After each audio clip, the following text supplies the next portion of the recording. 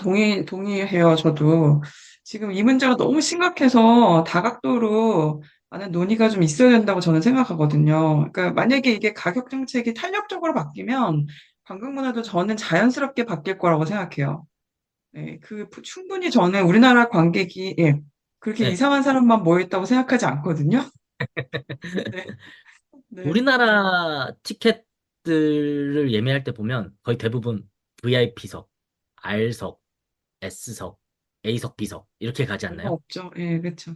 근데 여기는 그렇게 VIP석, R석 이런 느낌으로 나누지 않고 가격으로 나눠집니다. 가격의 범위가 굉장히 다양하더라고요. 어떤 자리는 120파운드, 110파운드, 95파운드, 85파운드. 그래서 가격대별로 선택할 수 있는 폭이 굉장히 넓고요. 그리고 그것도 우리나라 같은 경우는 정가제잖아요. 정가제로 해서 어떤 회차를 들어가도 그 구역의 자리는 가격이 동일합니다. 뭐 할인 적용하기 전 가격은요. 근데 여기는 수요일에 예매를 하는 공연과 토요일에 예매를 하는 공연의 티켓의 가격의 차이도 있고요. 같은 자리라고 하더라도. 그리고 이제 공연 초반에 예매를 하는 것과 이제 공연이 막을 내릴 때 임박했을 때 하는 티켓의 가격의 차이도 있고, 티켓의 가격이 굉장히 세분화되어 있고 굉장히 다양화되어 있기 때문에 이게 또 어떻게 보면 관객들에게 많은 선택권을 주고 조금 덜 주고 조금 덜 좋은 좌석으로 가거나 이렇게 할 수 있는데, 우리나라는 그 티켓 등급별 백석의 차이가 좀 꽤나 크다고 생각을 합니다, 저는. 물론 여러분들도 아시겠지만 VIP석 같은 R석이 있고 한 자리 차이인데 한 자리 여기는 VIP석이고 여기는 R석이고 이런 경우들이 한국에도 있지만, 영국은 좀 더 그런 선택할 수 있는 폭이 많이 넓지 않나라는 생각을 여기에서 지내면서 해봤습니다. 제가 좀 첨언을 좀 하겠습니다. 우선은 이제 그 티켓을 그 다양한 가격에 팔 수 있는 그 마인드는 그 이제 요즘에 저같이 약간 좀 기획 쪽에서 일을 하셨던 그런 분들은 다 아는 이야기이긴 한데 이게 다이나믹 프라이스라고 해가지고 그 티켓 가격을 고정하지 않고 자유롭게 그 파는 사람 입장에서 가격을 조정하면서 팔 수 있도록 시스템을 마련하고 있습니다, 런던은. 그래서 한국에도 이걸 도입을 좀 해야 된다. 그러니까 마치 비행기 표값 같은 거죠. 왜 비행기 티켓을 살 때 내가 오늘 살 때랑 그 다음날 살 때 가격이 사는 사람이 다 다르고 나랑 내 옆좌석에 있는 사람이 가격이 동일하지 않을 가능성이 상당히 높거든요. 근데 이런 시스템을 도입하게 된 이유는 너무 간단한 겁니다. 사실 마케팅의 입장에서 아니 많이 팔리는데 다양한 데서 팔아야지 왜 안 팔아? 넌 너무 단순한 이론입니다. 예전에는 이게 시스템이 이걸 따라주지 못했기 때문에 한국에서 여러분들 잘 아시겠지만 한국에서 티켓을 뭐 통합 전산망 안에서 한꺼번에 이걸 볼 수가 없는 시스템이었습니다. 그래서 뭐 일부 티켓은 뭐 A에서 팔고 일부 티켓은 B에서 팔고 C에서 팔고 이게 이제 나누어서 예전에 그 은행에서 팔았습니다. 90년대에는 여러분 저 완전 옛날 사람이거든요. 은행에 갖다 놓고 티켓을 실물을 놓고 그걸 저녁에 막 회수를 하고 이런 날도 시절도 있었거든요. 근데 이제 이게 온라인화가 되면서 이제 시스템이 이제 통합이 되면서 지금은 이제 들어가면 이제 티켓이 얼마가 팔리고 있고 또 잔여 좌석이 얼마나 남아 있고 이런 것들이 이제 시스템으로 보이는데 그럼에도 불구하고 한국에서 그 하프 프라이스 티켓이라고 해가지고 잔여 좌석 50%에 파는 거를 예전에 인터파크에서도 좀 시도를 해보려고 뭐 그런 걸 만들기도 했었어요. 그런데 이게 활성화가 잘 안 되고 그 전산망도 잘 안 되고 이래서 여러분들 잘 아시는 요즘 예경에 들어가면은 왜 통합 전산망으로 운영을 하지 않습니까? 근데 그럼에도 불구하고 공연을 파는 사람들은 사실 잔여 좌석이 전날까지 팔다가 잔여 좌석이 남았을 때 그걸 얼마에 해결할 수 있느냐가 매출을 얼마나 올리느냐에 중요한 포인트거든요.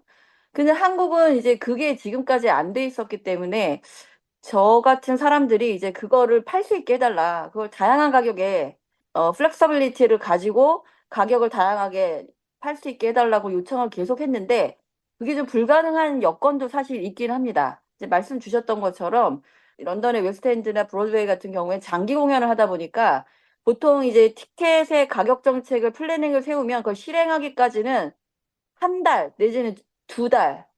길면 길수록 좋거든요. 그러니까 이제 바로바로 한다라고 하더라도 그 바로바로 하는 그 시스템 자체가 준비가 되어 있어야 되는데 한국은 그게 잘 안 되어 있습니다. 그러다 보니까 좀 약간 텐셔너블한 티켓 가격을 그대로 놓은 상태에서 끝까지 그냥 가는 방법 이외에는 이게 없는 거죠. 나머지 할인을 해서 판다 그러면 예전에 뭐 티본이나 요즘에 위메프, 문제가 네, 그런 위메프. 데서 이제 또 잔여 좌석을 팔던 경우도 있었는데 예측을 미리 해서 근데 그것도 조금 좀 문제가 있었기 때문에 이게 지금 원활한 운영이 되고 있지 않은 상태라고 볼 수 있어서 잘 되는 공연이 저절로 관객들이 채워주면 이제 이 시카고처럼 뭐 이렇게 그게 어떤 그 이슈가 돼서 막 꽉 찬다 그러면은 이제 문제가 안 되는데 이게 이제 안 되는 공연들 같은 경우에는 전략을 세울 수 있는 어떤 또, 시스템이나 시간상의 여건이 지금 런던만큼 이렇게 쫙 깔려 있지가 않은 상태다라고 말씀을 드릴 수 있고 또 한 가지 첨언을 또 하나만 드리면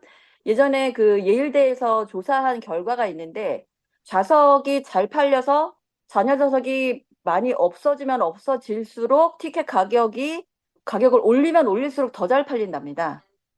좌석이 없을수록 이게 이제 그냥 동일한 가격으로 두는 게 아니라 가격을 올려서 더 팔릴 수 있다라는 그 연구 결과가 있기 때문에 다이나믹 플라이스가 적용이 되는 거죠.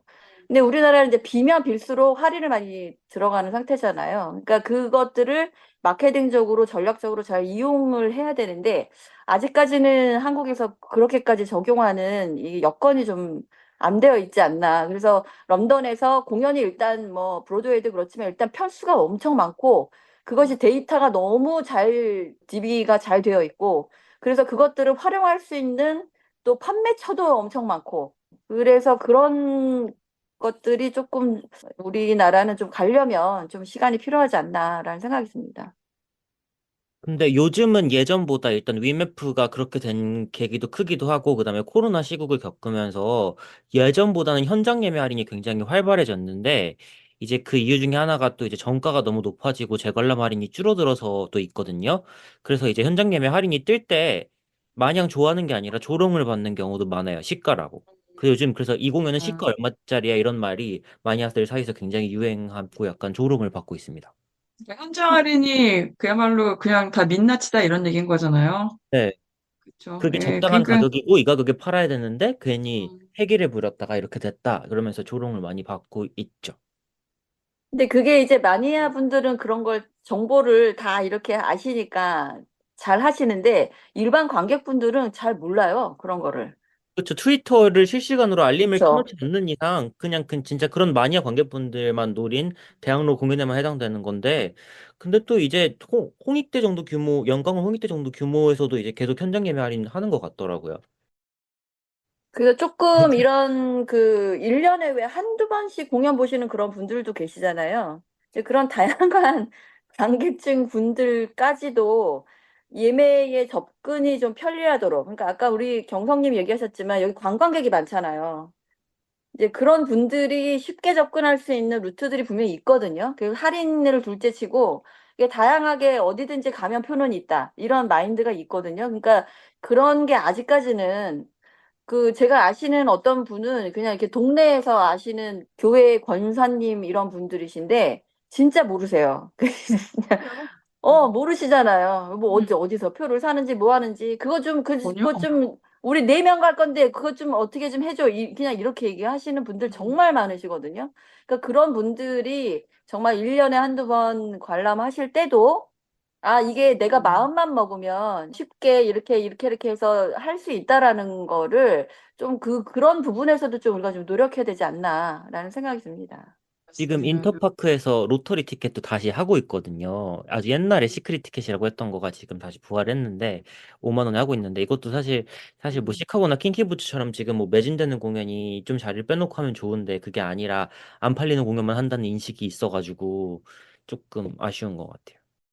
아까 그 다이나믹 프라이스랑 좀 연결되는 얘기인데 여기 같은 경우는 이제 가격이 변동성이 있지만 구매를 할 때 그게 있거든요. 프로텍션이라고 체크박스를 하는 게 있는데 그거를 하게 되면 제가 환불을 했을 때 티켓 가격을 맞아요. 온전히 환불받을 수 있는 보험 같은 거를 넣는 거죠. 그거를 추가 결제를 하면은 내 티켓 가격은 온전히 환불받을 수 있다. 왜냐면 보통은 이제 공연 날이 다가오면 다가올수록 티켓을 환불을 할 때 퍼센테이지를 떼잖아요. 점점 더 가까워질수록 많은 수수료를 떼고 가져가는데, 근데 그 프로텍션을 걸어 놓으면은 온전하게 내 티켓 가격을 하루 전까지 환불받을 수 있는 시스템이 돼 있는데, 이게 또 다이나믹 프라이스랑 같이 적용이 되는 게, 그렇게 해서 환불이 들어오는 티켓들은 그 다이나믹 프라이스가 적용돼서, 왜냐면 공연이 임박하면 임박할수록 가격이 올라갈 수밖에 없기 때문에요.